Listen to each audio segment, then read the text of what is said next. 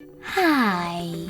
In front of me is Honor 50 and today I would like to show you how you can use one-handed mode.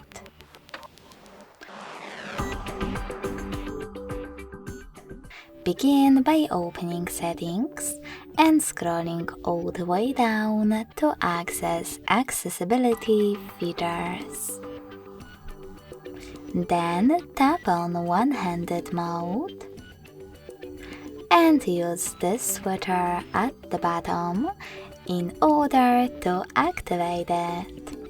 Then follow all of those instructions from the screen or hit tutorial at the bottom.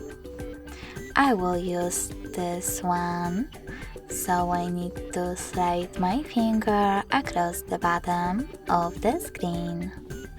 When I do that, as you can see, one-handed mode is on. You can always go back by clicking on this dark area and disable one-handed mode completely thanks to this blue sweater. Thanks so much for watching. If you enjoyed this video, don't forget to leave a like, comment and subscribe. Bye!